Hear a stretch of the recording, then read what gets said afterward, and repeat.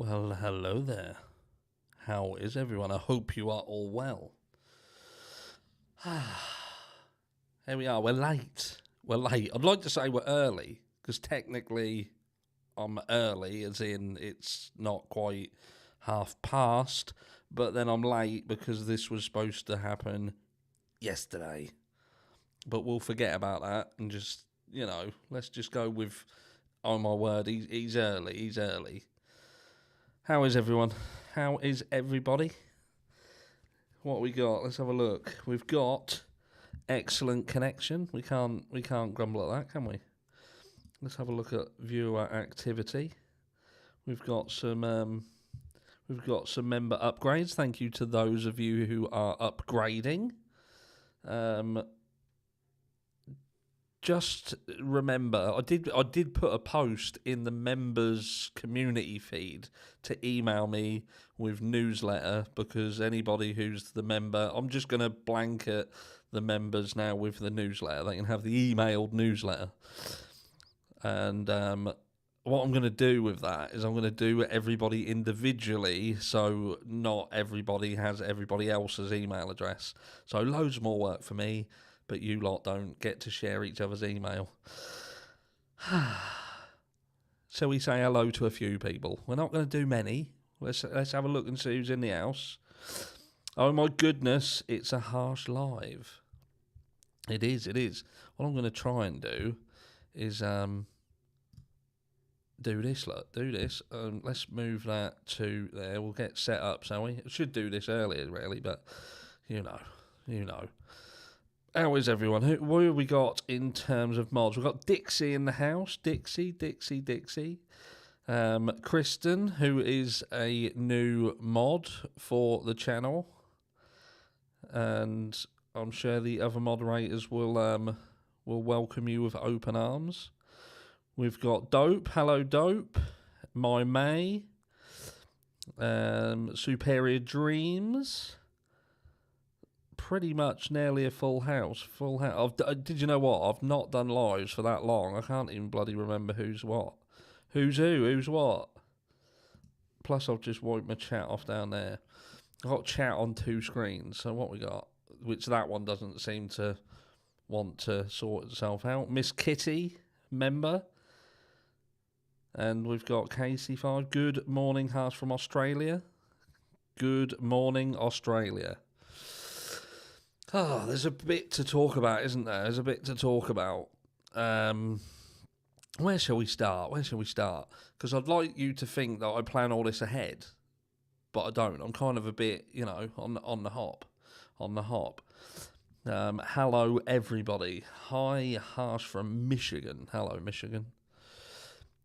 I don't know what the weather's like where you are. The weather's friggin' terrible here. You'll see, not that way. We've got a Christmas tree here. Christmas tree. We've started putting Christmas decorations up.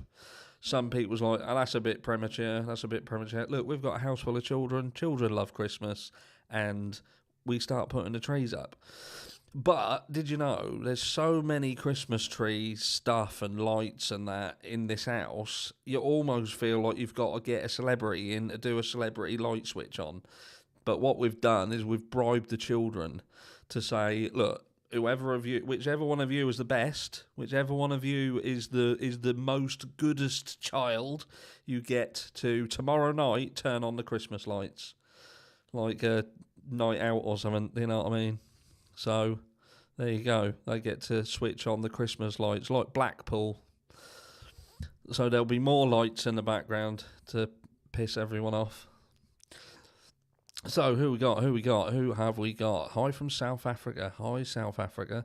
I put Christmas decks in the car for the kiddos. Yeah, see, I'm a little bit too strict with the car stuff, because the last car that we had, even though we have like a no food or drink rule in the car, I took the car to trade it in. That was the Mini. And it looked like they'd had a load of homeless people living in it for about 6 years. It's mental. Even with the rules, how cars can get screwed up that bad. But anyway, thank you for everybody to come in. Just make sure that you hit the like. Smash the like. Think of the person who you hate the absolute most, pretend it's their eye, and fack them in it. Hope you're feeling better. Yes, I do feel a bit better. I was starting to get man flu, which we've proven by way of Google that man flu does indeed exist. It is a thing, and it's bad. Probably worse than most diseases out there. So, do you know what I mean? Love your hanger behind you. Do you mean, is there a hanger behind me? Or is that something, a word different than English? Hanger. Because hanger in the UK, you see, is a bit like what you put your clothing on. That thing there, no, not that thing. That thing there has got snow that falls down. That's going to be nice, isn't it? Going to have snow in the background. Yes, man flu. Don't be laughing. Don't be laughing. It's bad. It's bad stuff. Anyway, what are we going to be talking about? First of all, I think what we need to talk about, what we'll do is we'll work our way through. We're going to start with the Idaho 4, purely because we're kind of in this little void now. Again, that sort of period between sort of Christmas, well, Boxing Day and New Year's Day, you know, where you don't really know what's going on, and that is what we're seeing in the Idaho 4 case. Obviously, there is Audrey broke the glass ceiling, women can now be serial killers. Yeah, we're going to talk about that in a bit as well. But yeah, so, what was I saying?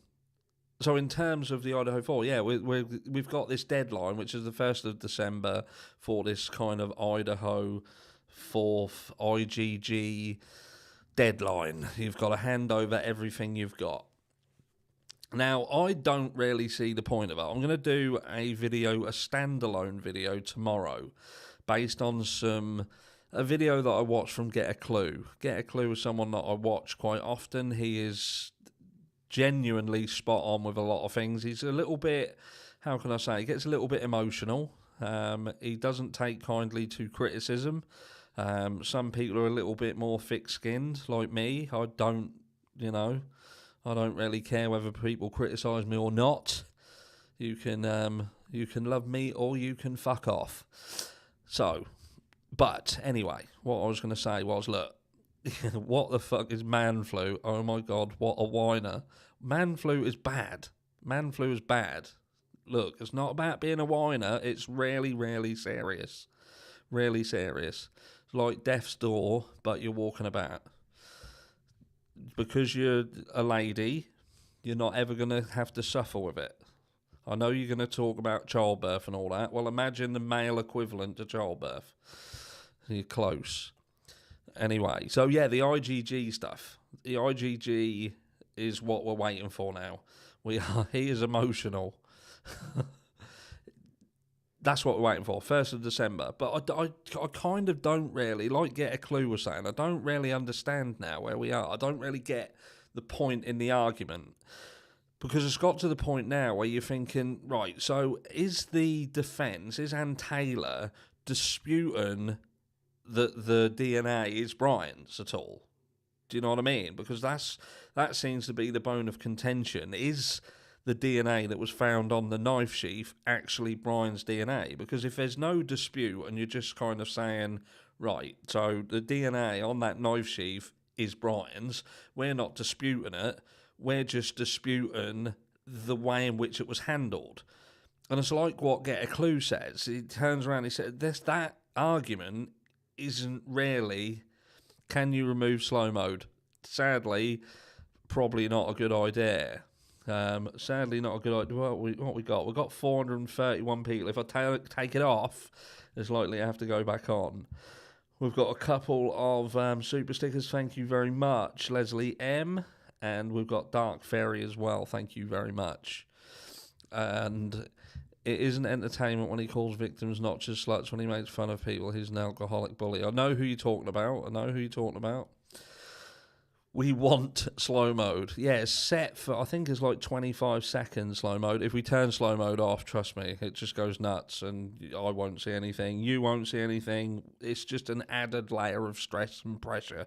And to be fair, the mental health live is going to be it's going to be Sunday, and we'll need it tomorrow if I turn off slow mode. Trust me. But yeah, so I'm going to keep an eye on the chat as well to see what you guys think of the same thing.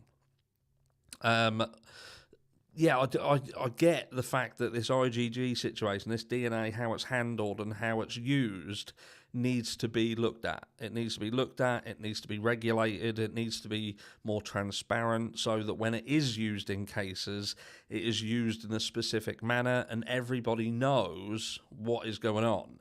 Because what's clear is in the Idaho 4 situation, nobody really knows what's going on. Nobody knows what's going on at all. Dixie has gifted some memberships. Thank you very much, Dixie. That is very kind.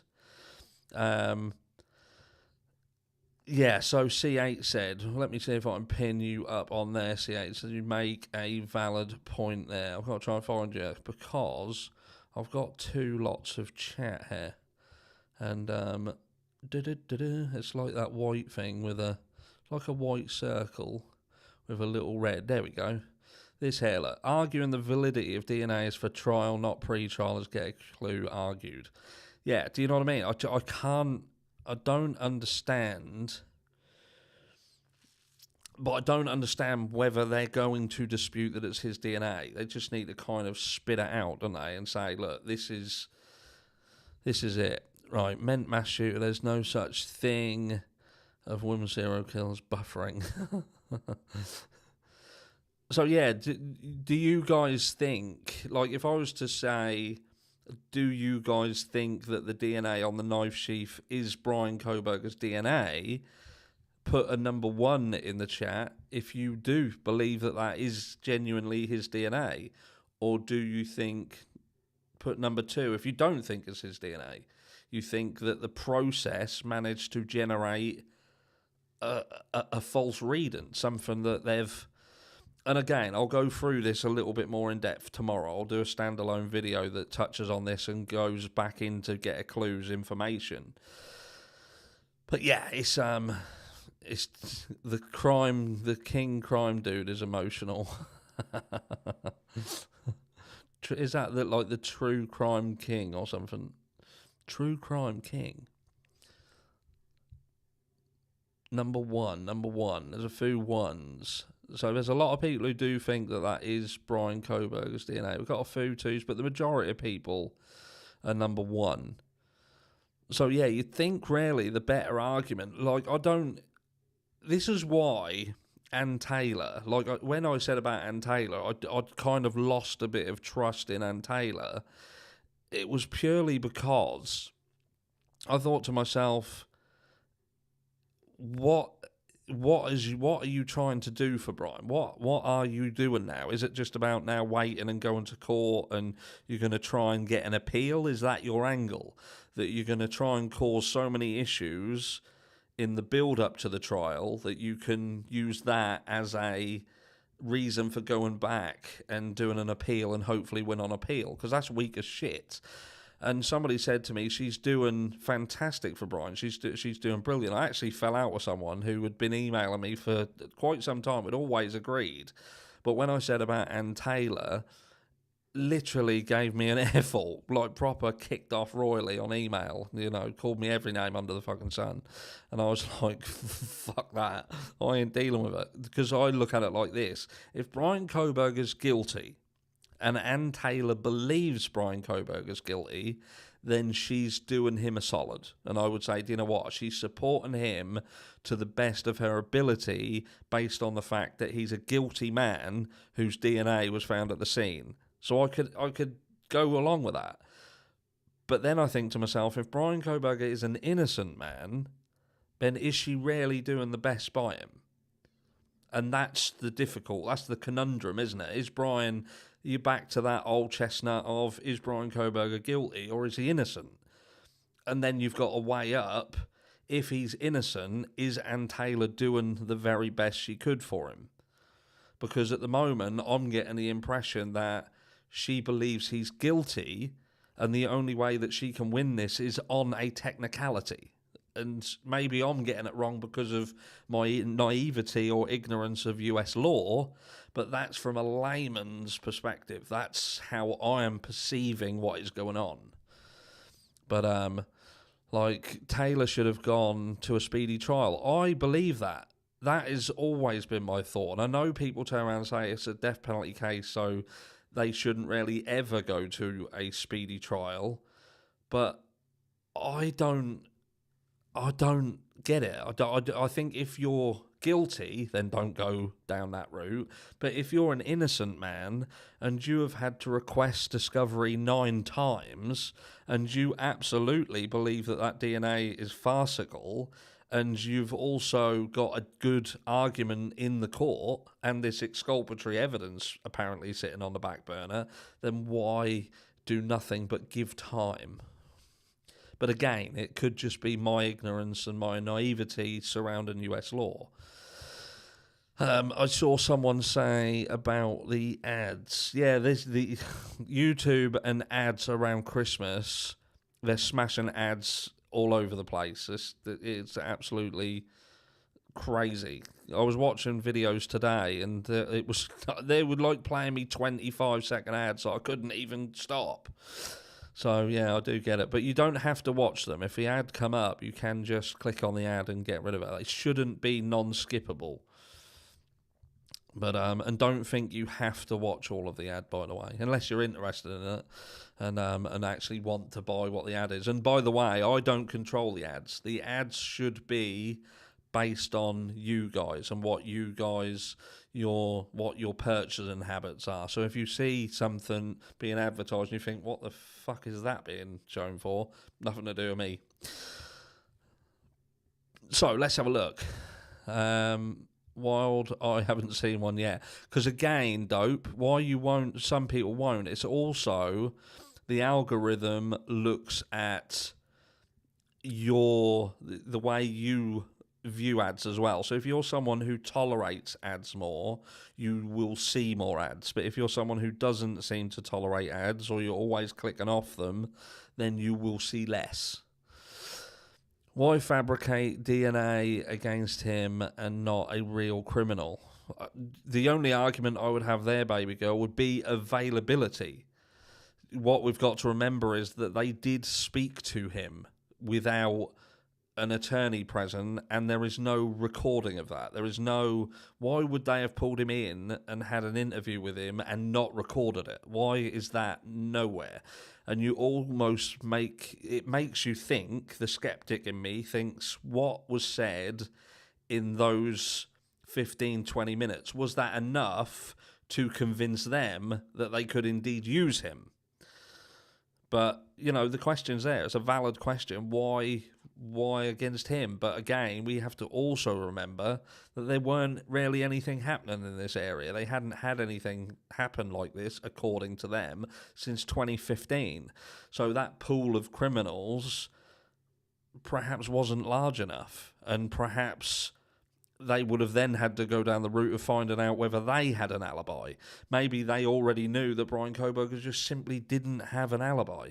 He didn't have an alibi. What was you doing that night? Oh, I was driving around. Can anybody corroborate that? No. Literally, I've got nobody. That's it. That's enough, isn't it? That is enough. Sad fact, but it is enough. Why take his DNA then? I'll never understand that. I will never understand why they didn't just go down the route of pulling the guy in. Like they talk about, like some people turn around and say, what, on risk spooking him? They pulled the guy over, what was it, twice on the road when he was going between Moscow and Pennsylvania. So you can't turn around and say that they were scared of spooking the guy, do you know what I mean? Because they pulled him over twice in that journey. So why not just pull him in like anybody else and say, look, come in and let's take your DNA, mate, because you drive a white Hyundai Elantra. We've got one on TV, CCTV. You obviously flitter about between the two areas. I just don't get it. Genuinely don't get it. But we've also got obviously the latest sort of information in the news is with regards to the FBI, which has stirred the hornet's nest up a bit, innit? Because we've obviously got the FBI who have apparently gone back into the property to do this LiDAR 3D imagery. And I thought to myself, but this was done at the beginning of December. All of the people who was going in there, they went in there and they took all of the measurements. And people turn around and saying the system's now been updated, upgraded. It's better technology. They can do more. But they can't do more because there's less there. It's now no longer the crime scene.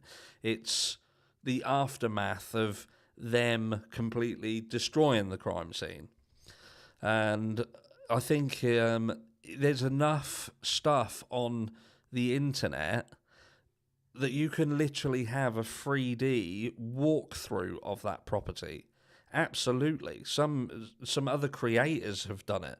Since all this kicked off, there is an abundance of stuff that can be used to give an impression of what it's like in there, but nothing will ever replace walking through that property.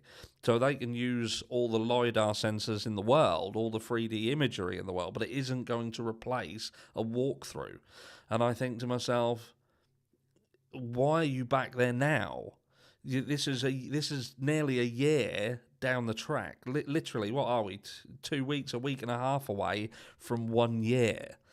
And just as all of a sudden we're in these realms of having to hand over the IGG stuff and, this December 1st deadline, which I would imagine after that will then get into the realms of when is the court case going to happen, all of a sudden they're back in there doing what they'd already done previously. I genuinely don't get it. I genuinely don't understand. And people who work for law enforcement, like people who are like saying, these other creators who are ex-law enforcement, like Duty Ron and that, have got there on there and they're giving a good explanation. Well, of course they're going to try and give a good explanation because they're ex-law enforcement, or they've got people on there who are law enforcement and they're just trying to give an explanation to make it make sense when it doesn't. There is no way you can make sense of it because they'd already done it. And that property, there's only so much 3D imagery you can create now when it's empty, and this is a year down the line and everything's removed and it's done.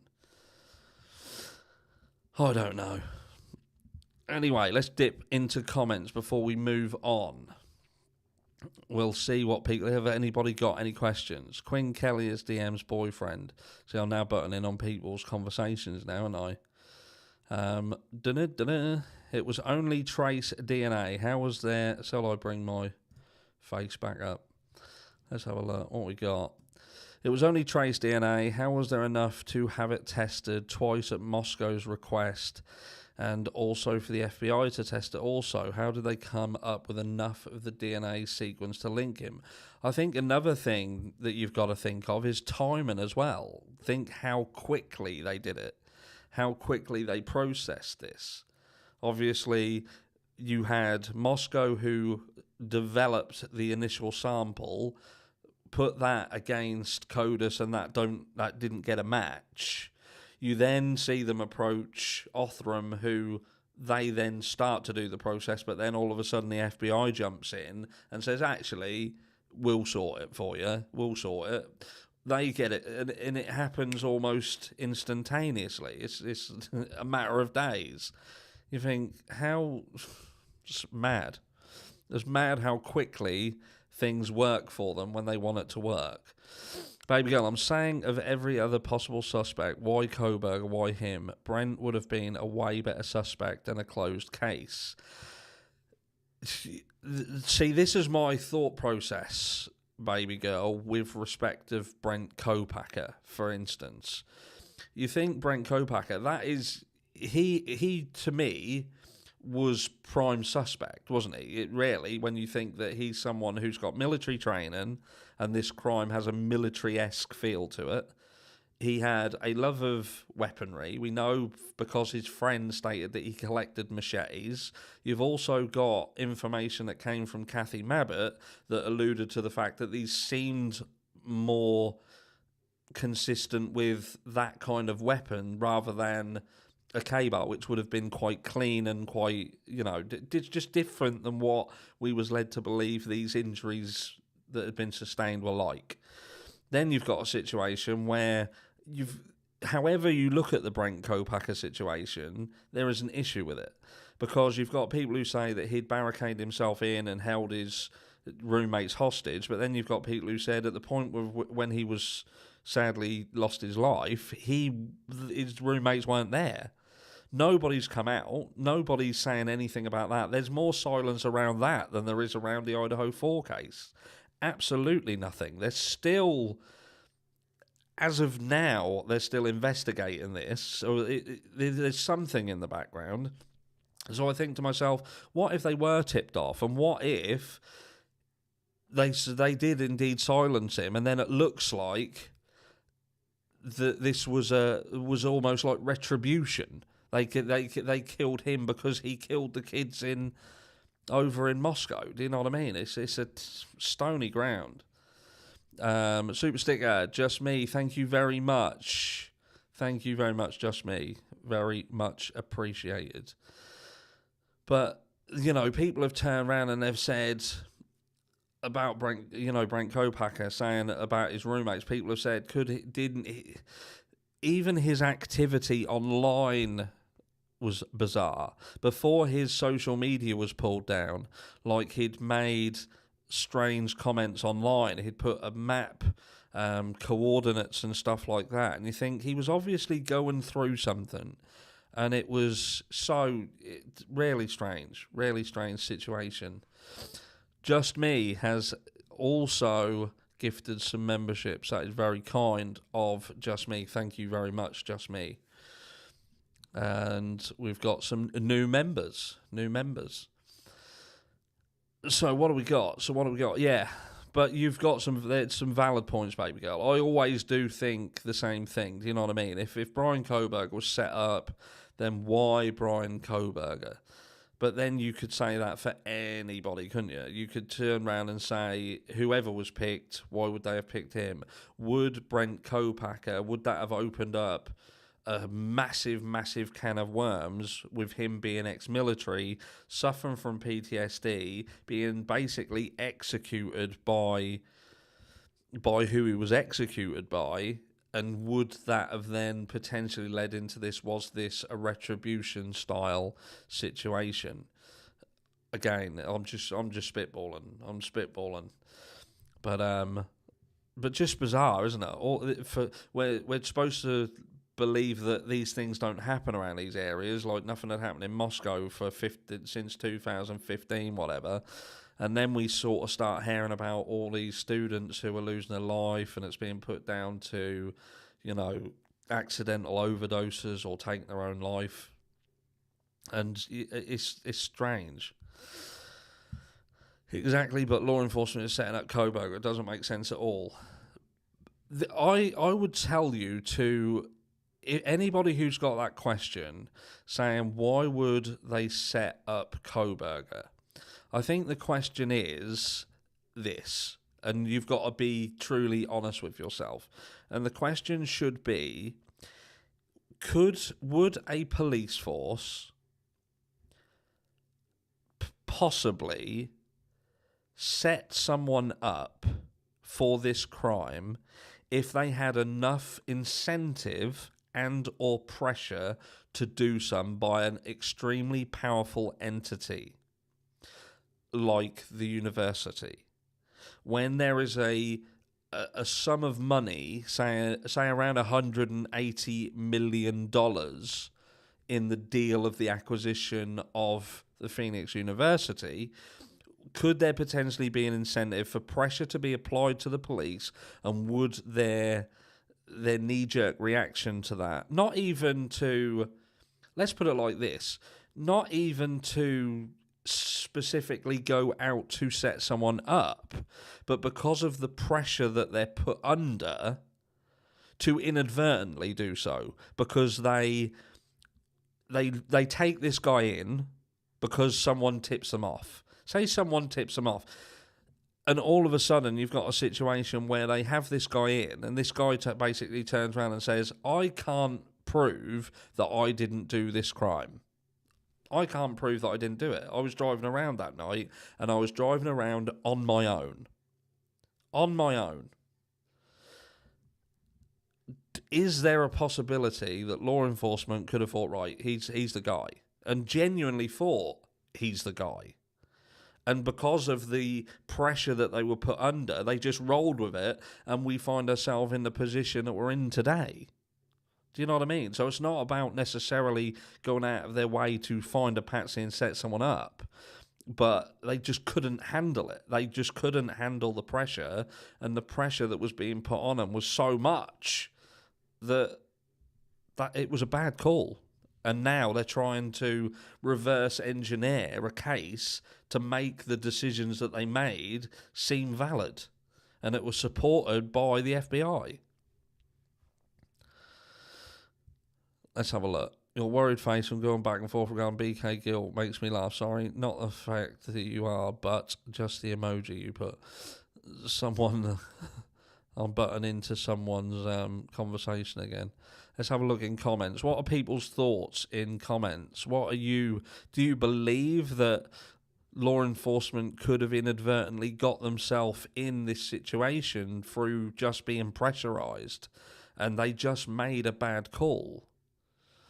And now they've got to now they can't retract it. They've now just got to go down the line. But the downside is, and I hate to say it, Ann Taylor and the act, how she is acting, to me, it makes me wonder whether she believes Brian Kohberger is guilty. Because I don't believe that she is defending her client like an innocent man. I believe that the way in which she's going about it, she believes she's defending a guilty one. And she believes that the only way she can get him off is via technicality or through appeal. And again, this is, I'm not saying I'm right, and I could indeed be wrong.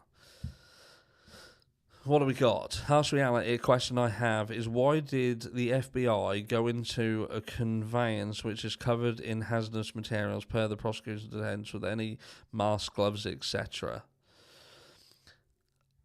It's a difficult one. Thank you very much, by the way, Jenny. That is very, very kind of you. It's an awkward one, because I don't know whether it was the terminology that they used when they called it a hazard, the place a hazard. You can take that many different ways, I suppose. It could be hazardous because of it being there. Would it attract certain people, certain things, and just the fact that it's there is a hazard. I know some people took it as if there was hazards within there that needed to be, almost like you say, hazardous materials. But I don't think there was really anything that was massively harmful to health. I just think that the entire site was a hazard because it's almost like a moth to a flame, isn't it? You start getting people who want to come in and film and break in and do all sorts of stuff. So there is that. But you would think that going in there, you would have expected them to at least be wearing some form of protective garments.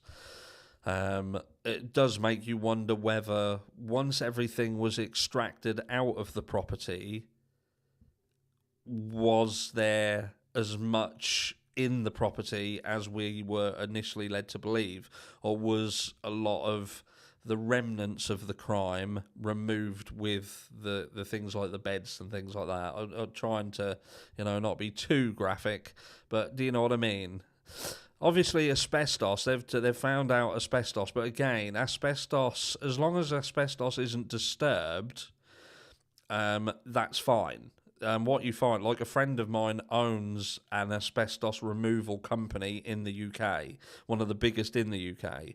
And, they have to, obviously, if a building is going to be demolished, and it happens to be a building that was built within a certain time, then they send a surveyor, someone to go in and survey the property to see whether during that demolition, there is going to be asbestos. So that's how that works. It's not that there is asbestos causing a problem now, it's that there is asbestos that's going to be apparent and be an issue during the demolition. And then what that means is that the demolition has to be done a different way. It has to be a registered demolition. They have to show that the hazardous materials are being handled correctly, and it has to be disposed of correctly. So there's a lot more legal, red tape, if you like, to go through. But as far as the building itself, I wouldn't have thought from an asbestos perspective there was any issues with the asbestos as the house was standing there. I think that's a little bit of a people misinterpreted the issue with the asbestos. What else we got? A gag order is a vacuum to create conspiracy. Yeah, ultimately that's what's always going to happen, isn't it? In the absence of fact, people will hunt for the truth regardless, and what else is there to do except speculate? People will always speculate. It's going to happen. Let's have a look here. Murky Piglet. Idaho could very well be doing it to keep from prosecuting someone else that would bring University of Idaho into it directly. They won't investigate further when BK walks. In my opinion, they know. And I've always thought this. Obviously, we do have what seemingly shows that colleges, these universities, are very, very willing to hide when there is issues within the frats and sororities. They opt for the no comment. We know that there's been issues with the sororities and in Idaho. They are under investigation, which you think to yourself, that is bizarre.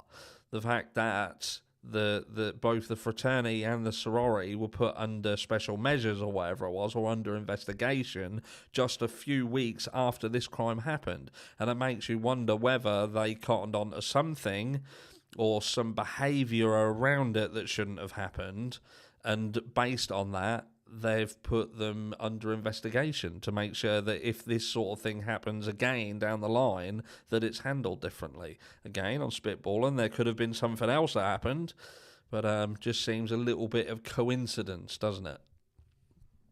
Idaho scares me. Yes, I certainly wouldn't want to live in Idaho, and I'm sure there's beautiful parts of Idaho, but the fact that this situation has occurred, and every single person, this is just like Truckee and the situation around the Kylie Rodney case, where someone loses their life and everybody goes quiet. Absolutely everybody. And when everyone goes quiet, it makes you think to yourself, why is nobody speaking? Why has nobody got anything to say? Literally nobody. Nobody at all. It's craziness. What do we got? I'm so unimpressed with Taylor. Let's go through. I'll just put some of the comments up. I'm so unimpressed with Taylor, as far as alibi, millions of people don't have alibis. Like living alone, asleep at the time. Too many red flags with this case. And this is a point that I have consistently tried to raise. It is who would have a good alibi at that time of night? Do you know what I mean? If you live alone in this kind of situation that Brian Koberger was in, what would have been a good alibi? Even if he'd have been, say he was innocent and laying in bed alone, would that have been a good alibi? It wouldn't have been a good alibi, would it? Unless he had a partner and that partner was with him all night, would that have even been a good alibi? Or would people argue and say, well, his partner could lie for him? That wouldn't be a good alibi. My question is, when you compare Brian Koberger's alibi then, how does that differ to the likes of Jack Showalter? How does that differ to the likes of Jack DeCure? What were their alibis, and what makes their alibis any stronger or weaker than Brian Koberger's? In fact, based on that question, I'd like some of you to answer that. Even the more skeptic people who think that Brian Koberger is... Say you believe that he's guilty and he done it. Tell me, in terms of Jack DeCure, Jack Showalter, even Dylan, and, and Bethany, do you know what I mean? What are they... And I'm not pointing the finger at anyone, please. Don't think that I'm physically saying that someone's done anything. What I'm challenging is what makes an alibi in this scenario a good alibi. If Jack DeCure is with his friend and his friend is his alibi, is that then a good alibi?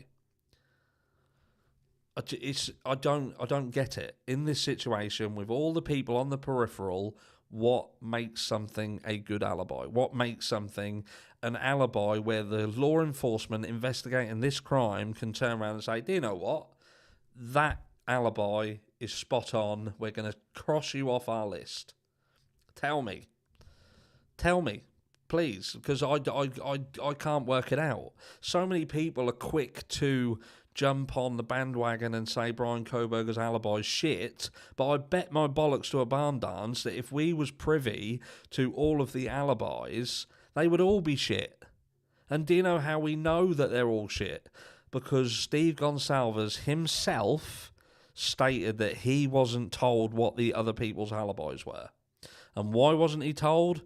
Because they were shit. That's just my thought process around it. Do you know what I mean? Jack, truck stop Jack. My gut was towards him from the beginning. He ran off quick after they left in the Uber. And this is it. Do you know what I mean? Again, it's one of them where you just think, I want to know what makes a good strong alibi. Because I pretty much could bet that nobody around this has got a good alibi. In fact, even if you want to turn around and say Dylan and Bethany have got nothing to do with this, their alibis are still shit. They were at ground zero. Everybody else in the house was massacred and they weren't, and they took 8 hours to call for help. And in fact, they didn't even call for help. They got other people round. So automatically they look fucking terrible. They look terrible. There we go. But there are some people who, in this scenario, they acted incredibly bizarre. So have we got any questions? I appreciate reasonable deduction, and that's all we can do. At the end of the day, again, in the absence of fact, all we can do is speculate. Every single person, Brian Koberger included, is innocent until proven guilty. But that means that with that, everybody else is still up on the table. Everybody's still on the table. In my eyes, to be fair and in alignment with your constitutional rights as US citizens, every single person around this case is equally under the spotlight. And if... Do you know what I mean? I just don't get it. Was Jack's car seen driving to his parents' house at the time of the murders? The problem is, Jack, and I'll say this, there's so many things around this case that you don't know what's true and what isn't anymore. And it's what happens with all of these cases. As soon as it hits the media, you hear loads of stuff. Jack Showalter was driving to a family lodge out the way, hid away, and then he left the country, went to a non-extradition country, Kenya, and that's where he resided. Do you know what I mean?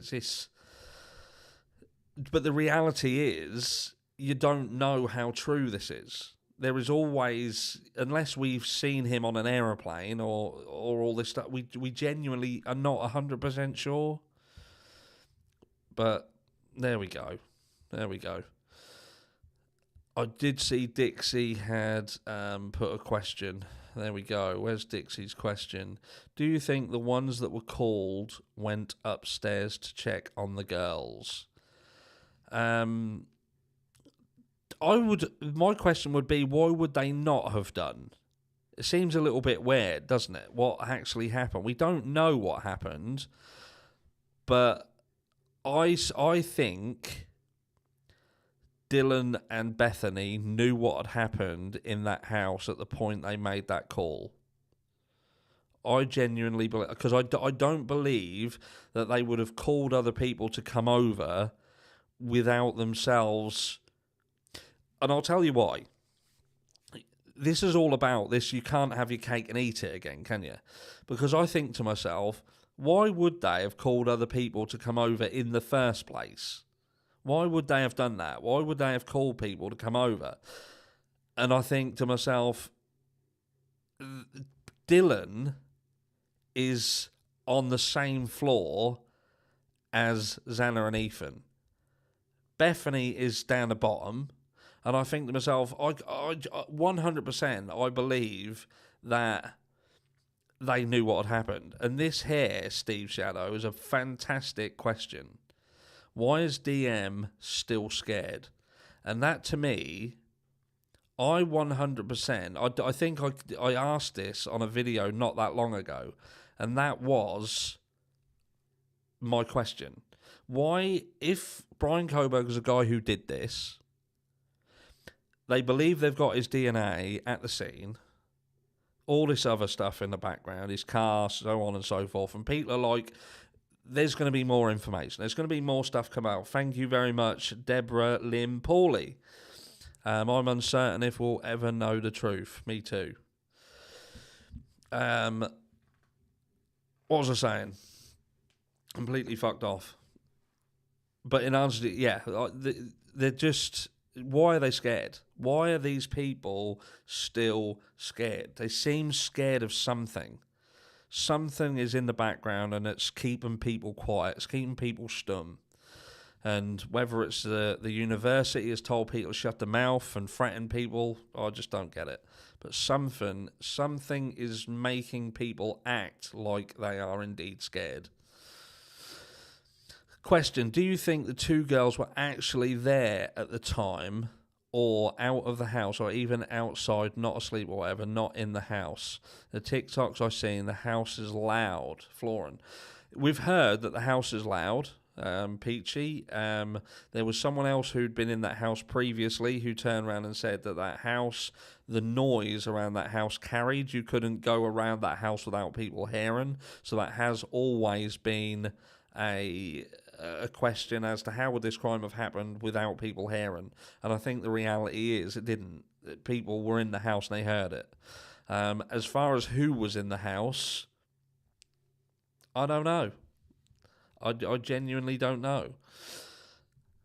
And I don't think we'll ever know. There are so many things that people have forgotten about as well. Like, early on, I did a video which I think I touched on in the last live, and that was about the person who was seen running from the property. Now, we don't know how truthful that is, but we know that this was really early on in the case. And it was a bunch of guys from another university who had set up cameras, supposedly doing astrophotography, and caught someone running away from that property naked. And they'd put it on a Facebook group that they had. And all of a sudden, that got pulled down very, very quickly. The person who leaked that information on the site was removed, and all of a sudden, you then hear that potentially Bethany Funk had seen someone running away from the property naked. So there's all these little things that it makes you wonder, are they true, are they not true? But they very, very quickly got tied up and got rid of. Leslie M, loves and hugs. I had to leave, but now I'm back. Hello, Leslie M, and thank you very much for your super chat. What do we got? Can you explain what a frozen state is? I certainly can. It's not what Dylan Mortensen had. Frozen state is when somebody sees something and it puts them in shock. that's that in a nutshell, isn't it? They see something where you have this fight or flight. It's like a subcategory to fight or flight. Something shocks you, and rather than the fight or flight, you literally, your body just clams up, freezes solid, done, shuts down. But you have to see something to put you in that. You have to see something that's scary enough, bad enough to make you go into that. And they've never answered that. What could she have seen that done that too much? Dylan could be scared as there were two guys, one naked and one in black with bushy eyebrows. Yeah. We just don't know, do we? We don't know. But we could talk about this case forever. That's the reality of it. We could talk about this case forever. But the reality is we've now got to wait till December the 1st. It's now all about this IgG, the DNA, see what angle they're going to go down with that. I just don't really see the point in it. I don't think it's going to change anything. So we've got the court case, which is going to come up. It's going to happen. And not only is it going to happen, but it appears that we're also going to get cameras in there as well. So if there's cameras in there, I will be streaming that case. If it's way down the track, if we don't see the case until the back end of next year or even the year after, I may even see if I can get over. For those of you who don't know, I've got relatives in the US, both in Fort Lauderdale and Lincoln, Nebraska as well. So if I have to, I'll get over there. Might not be able to stay the whole time, but I might be able to get there for some of it. But it does depend on when. Right, is Detective Dooch trolling hair? Them Snapchats probably got him boiling. What do we got? Right, so let's have a look. What else have I got? What I wanted to talk about briefly. We've got, obviously, the Delphi case as well. We've got the Delphi case, which is corruption. We talk about corruption, don't we? And we talk about the Idaho 4 case and whether things can be... And then you've got this Delphi case. So in the background of all this happening over in Idaho, we've got this stuff. And where are we with it? Do you know what I mean? It's one of them where we're seeing a guy who's been incarcerated, the same as, Kohberger. He's been put in a position where he looks like he's disintegrating, and I genuinely don't know what to say. I don't know what to say about it. They're now trying to get rid of the judge. Now trying to get the judge kicked out. And for the original people to be brought back in so they can carry on doing it. Just don't get it. I genuinely don't get it. I did the poll earlier. I think the vast majority of people, is that still there? Where have we got? Let's have a look. There was I can't even remember where it was. I thought it was there. But I know that we did a poll, and that poll was there's a lot of people who don't know. There's obviously some people who do believe that the guy's guilty. But even if you believe he's guilty, I suppose the question should be: do you think even if he's guilty, is he being treated right? Is this going the way it should? Because even if he's guilty, the way it's being handled now makes you think that they're covering something up. Now, he could be guilty as sin. Do you know what I mean? He could be guilty as sin, but actually, the people who, like I've always thought, like this was a bigger thing. This was a ring. This was a group of people, not just one individual. Now, who else was in that group? But then the argument could be, if there was a group of people and he's in that situation, why wouldn't he just drop them in the shit? But then you think to yourself, dare he? Would he dare say anything? Look at the state of him. Harsh reality, isn't he starving himself in jail? That could be the reason for his mental health concerns. Some people have said that. Some people have said that he is purposefully doing this to himself, and this is basically a ploy by Richard Allen. But regardless of that, even if the guy's starving himself and doing this, you cannot deny what is happening that we have access to. How the information is being handled that has been brought forward. You know, the fact that this Odinism, this cult stuff and all this is coming out, the deaths around this place, the deaths around this case is unfathomable. I've never heard anything like. Could you imagine in the Idaho 4 case if all of a sudden James Fry turned up dead, for instance, or one of the other Jacks ended up vanishing off the planet? People would lose their shit.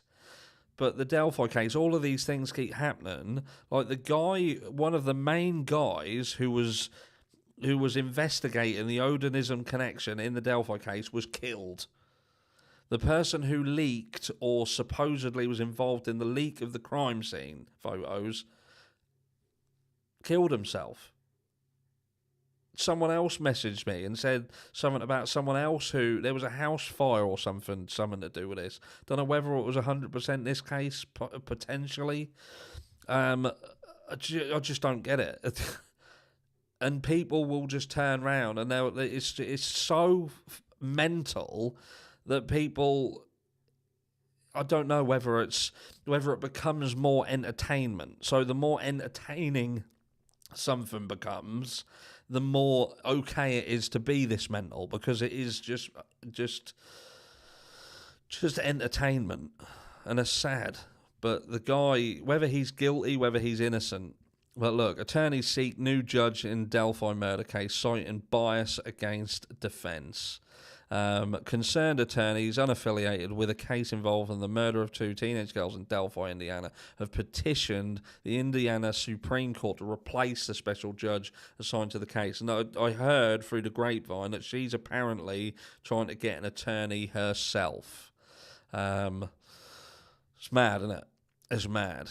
But apparently obviously they've hidden the transcript from the meeting between the judge and Baldwin and Rotzi as well, and the new people are trying to get... Oh, it's a fucking joke. It's bizarre. It's bizarre. Absolutely bizarre. But there's not much we can say about Delphi, in all honesty. There's not much we can say about it. What do we got here? This is not this... I did just want to talk on 2 points. One of them was obviously the manifesto of this shooter. I did cover this in a video earlier today, but not many people saw that. And again, what can we say? Mental health again. Mental health. Weapons are bad. Like, someone had turned around, like I'd said in the video that I did earlier about she was jealous of privilege, white privilege, and all this, and someone had sort of shot me down and said she wasn't jealous and stuff like this, but it is about that. And what people fail to see is that jealousy is an illness, and it's an illness that is weaponized by governments and media. What it does is it forces a divide. It's another tool to divide people, because people see what other people have got and they want it and they can't access it, and then they start getting angry because they can't access it, and it's pushed in everybody's face. Jealousy is a massive, massive trigger for many, many crimes and atrocities. We see it in the UK here. All of the gangs and the stabbings that you see in London, the vast majority of that is because you've got the youths who are jealous or frustrated and angry that they can't acquire stuff that they want. They want money, they want jobs, they want cars, they want... they see all these flashbacks. You can't walk around London with a decent watch on because they'll chop your arm off. Do you know what I mean? This is just about people who are angry with the world because they look at what they've got and it ain't what someone else has got. And it's going to get worse, because that's a main trigger for people. Well, I say a main trigger. That's a massive trigger for mental health. Where do you think anxiety stems from? A lot of anxiety in people stems from people feeling that they're not going to fit in. They don't look the part. Their bodies don't look the part. They look at these beautiful models that are rammed down their faces and they feel inadequate. Again, it's just a form of jealousy that spirals into something else. Women especially are targeted from a body perspective. Told that you don't look right, this ain't the right size, that ain't the right shape, you ain't tall enough, you're not wearing the right clothes. It's madness, absolute madness, and that's what you get. We have kids running around with machetes here in South Essex because they want to be big bad drug dealers and get all the bling, and that's it. It's not gonna get worse as more and more things are taken away from the working class. Working class people are being stripped of everything. All these things are pulled away. They're going to twist more of these working class individuals into ill people, into people who have mental health issues, who are angry people. They're putting a divide between children and their parents, so the parents can't discipline the kids, so the kids don't any longer have any respect for the parents, and you end up with a load of angry kids. It's mad. Dope soul. You have to love yourself enough to not care what others think. And do you know what? In a perfect world, people would do that. And do you know what, Dope soul? We could talk for hours and hours and hours and tell people not to care what other people think. But do you know what? The sad fact is people can't. People can't get away from that. People, and I don't mean everybody, I mean a large proportion of people will always care what other people think of them. Because again, the way society works is to make you think that you should care. You have to care, that you'll be ostracised. You're fighting a losing battle. Super chat, Harsh, you were spot on. It's very sad. Thank you very much for the super chat, Holly. And it is sad. You know what I mean? It's incredibly sad. The world is turned into a meat grinder, an absolute meat grinder. And it was Tupac said, didn't he? Tupac. He said, it's about, the authorities and the governments given the people on the street, the working class, the normal person, guns, walking away and letting everybody just shoot each other and stepping back and letting them do it. You can't love yourself. What was that? I saw something there.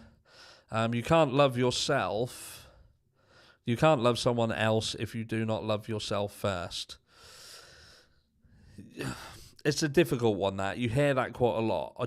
I think that is a little bit convoluted at times, because I do think that someone has the ability to love somebody but not feel happy with themselves. And then that turns into almost like a very damaging situation, as they feel that they're not adequate in the relationship. So it just becomes this damaged circle again. That's why society is in the problem it's in. That's like what I was just saying. You just can't get out of it.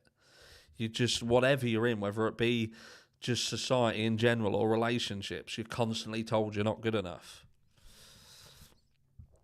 But let's have a look. You can if you're prepared to defend yourself for every single action you take. And why should you have to do that? But that is the reality of it, isn't it? But yeah, that's all I can say on that. I know there's actually videos of this Nashville stuff being removed from the internet. They're pulling them down left, right, and centre. So the last thing I want to talk about is obviously the other Idaho 4. The other Idaho 4 case, which is the Georgian Alan Kayla case. We did touch on this briefly last time. There's a hearing coming up any day now. with regards to a dismissal. I don't know whether it's a dismissal of the entire case. I'm going to have another look into that tomorrow, and I'll update you guys. Because I'm not completely au fait with your rules, it says that it's a motion to dismiss, but I think it's a motion to dismiss a proportion of the case.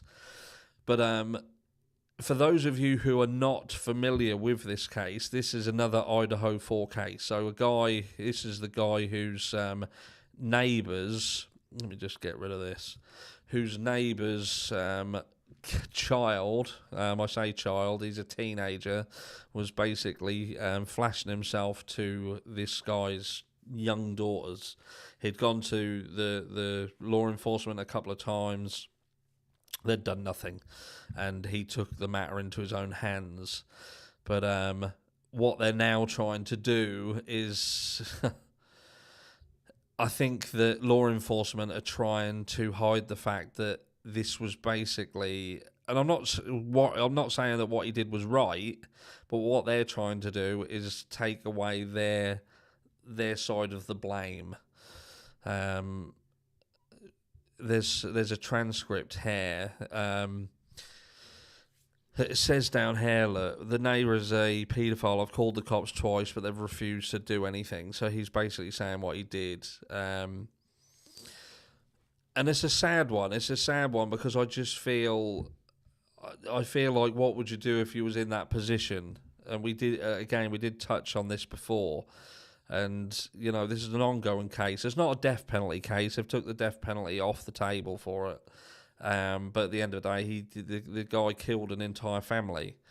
But he did it in his eyes to protect his child, you know, his children. And, you know, he was saying, what am I supposed to do? When nobody's doing anything, am I just supposed to wait until my child is hurt? And could any of us truly say that would have been willing to wait and take that risk? I've been told I look like Janis Joplin since she died. I still look like her. It's me, I don't give a fuck. Thank you for the super chat, Susan.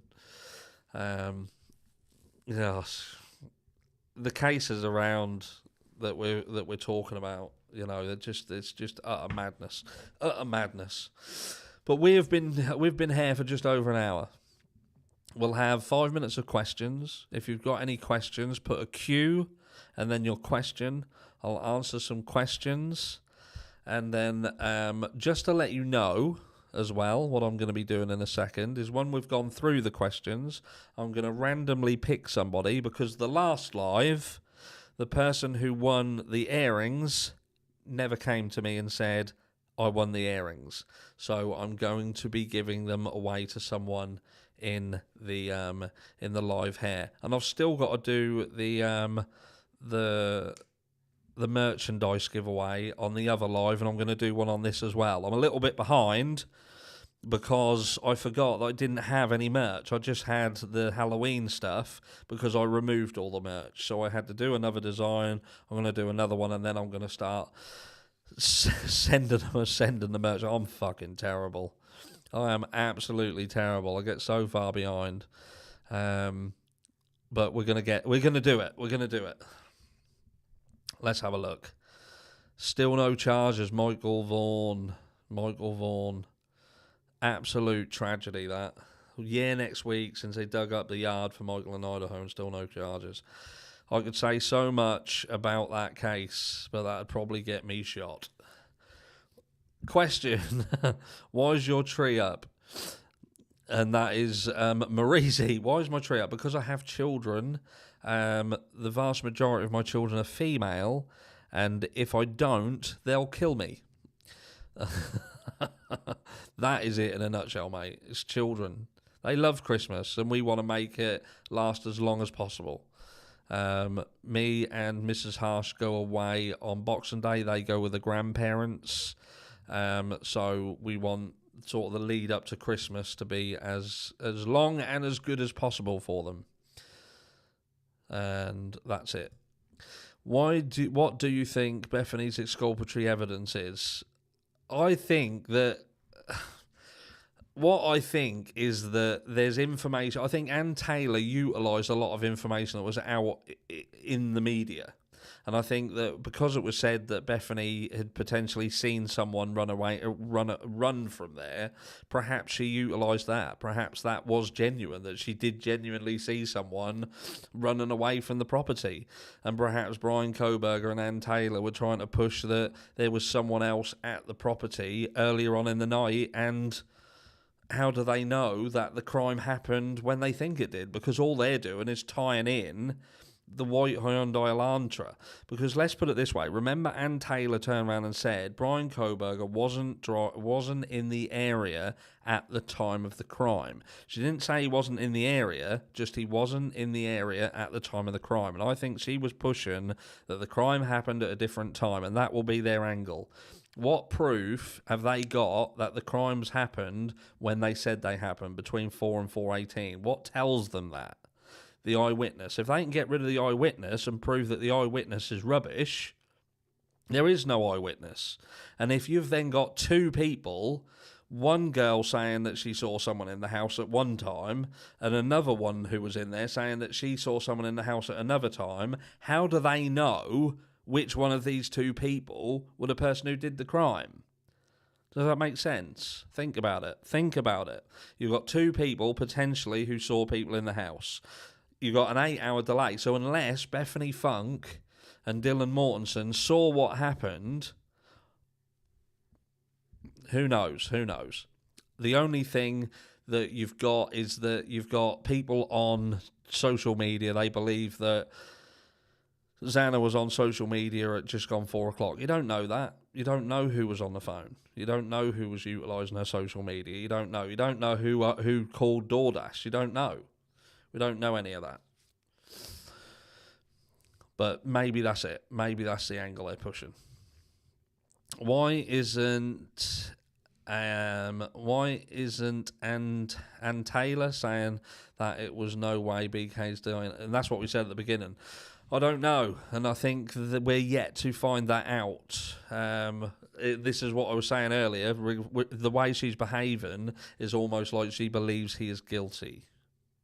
She needs to say whether she is disputing the DNA or not. But I think, like someone else said, whether she'll wait until the trial to do that. Do you think Brian Koberger knew any of the victims or had any connection with the victims or the survivors? No.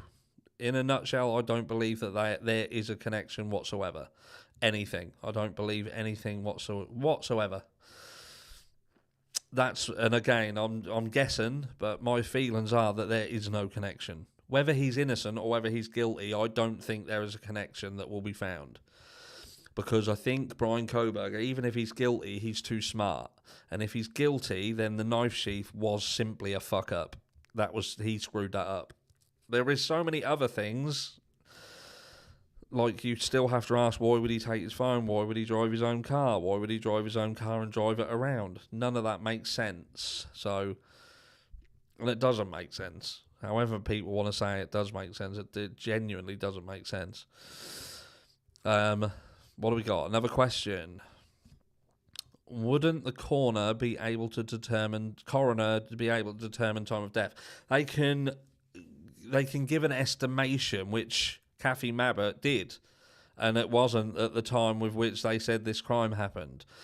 When Kathy Mabbott was talking about this, and right early on, it was said that this was sometime between 3 and 4. And I think at one point it was even between 2 and 3. But I was trying to find that. When I was looking at the Kathy Mabbott stuff, they believed it was somewhere more around the 3 o'clock point. So, again, this has been pushed and pushed and pushed and pushed. Thank you, Deb. She has become a member. And we've got Lorena as well, a new member. B, a member for 7 months. Be kind to yourself. Amen to that. So I'm going to now just scroll through this and pick someone randomly. And I'm not going to look. I'm just going to scroll through, pick somebody. And this is the person who's won the earrings. I didn't even click it. Hold on. That's it. Lemon Trees on Mercury. This is the person. A young teen unalived themselves where I lived in Scotland, I believe, was by a local lake. He was found on a tree. There is no help for the youth. Waiting times are so long, especially boys need help. Yeah. Thank you very much, Susan. Thank you. But Lemon Tree, you are the winner of the airing. So what you've got to do, you've got 48 hours to email me and give me your address, and I'll get them out to you. And for everybody else, when this finishes, this live, comment on the normal comments, and everybody who comments, I will randomly select somebody to receive something from the merch store. So that will be one from this one from the other one that I did the other night. So that's 2 people who will win something from the merch. But that's it. That's it. I think we can, I don't know, what? Call it a night. Love you and leave you all. Thank you so much to the mods. Thank you for Dixie, Aunt B, My May, Dope. Who else have we got? Who else have we still got in here? Superior Dreams, thank you.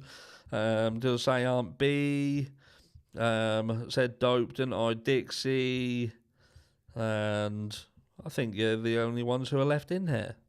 But thank you to all of the mods. Thank you for everybody. Thank you to everybody for coming and spending a little over an hour with me. You are all absolutely amazing. Keep your eyes out for tomorrow. I'll do a couple of videos. It's going to be touching on some elements regarding the Idaho 4K surround and what's kind of coming up in the next few weeks, what we can expect. But apart from that, that's it. I'm out. And, yeah. Y'all are my babies. And I'll catch you all in the next one.